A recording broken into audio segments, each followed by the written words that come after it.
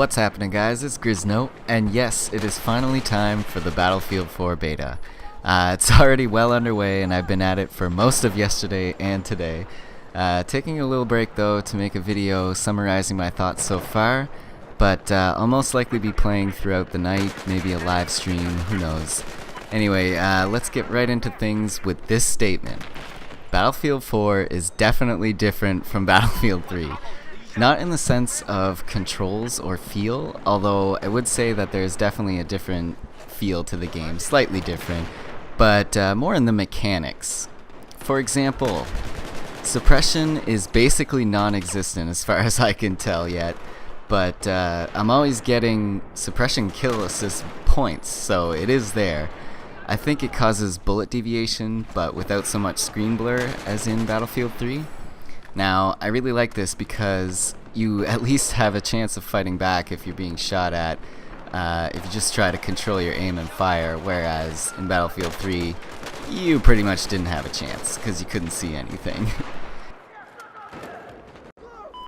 The second thing I noticed is how deadly the RPG is against tanks and armor this time around. What used to take you 4 or 5 rockets to do in Battlefield 3, you can do in 2 or 3, it looks like this time around. The XM25 doesn't do much damage against a tank, so your support class isn't so effective at taking out armor, but you may unlock C4 for that class later, I am not sure. So, the recon class is actually surprisingly the one who has the C4 this time around, and I actually kind of like that. If you were running Assault or Recon in Battlefield 3, there was just nothing you could do against vehicles, so I'm glad that at least one of those classes got something to help them take tanks out with. Speaking of tanks, they seem a little bit underpowered to me. Hopefully they'll buff the splash damage on these, because as it stands right now, there is virtually none. You can see here how there are 2 guys right around this corner, and it looks like I'm hitting the ground right next to his feet, but I don't even get a hit marker, and I thought that was a little strange. But something they did put in that I really like are the critical hits.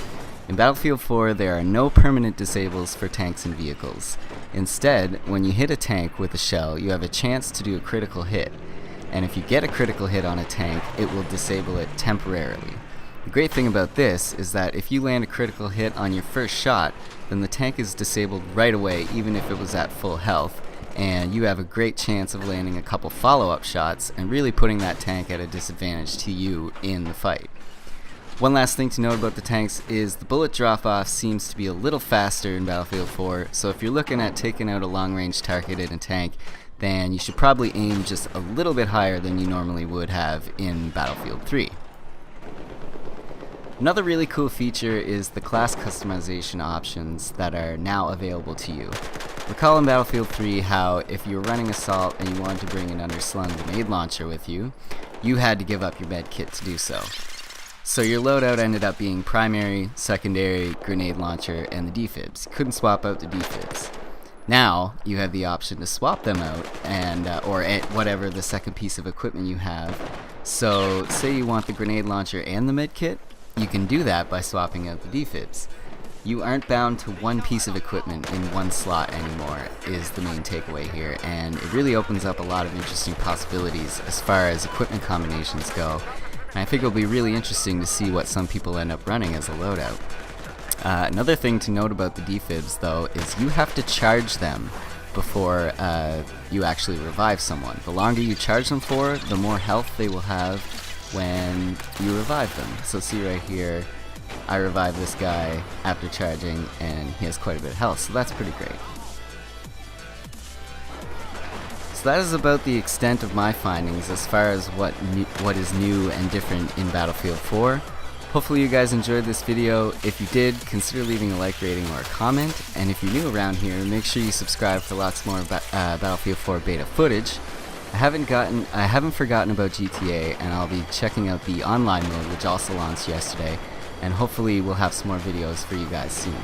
So I'd like to thank you very much for watching. My name is Griz, and I'll be back with more real soon. Later, guys.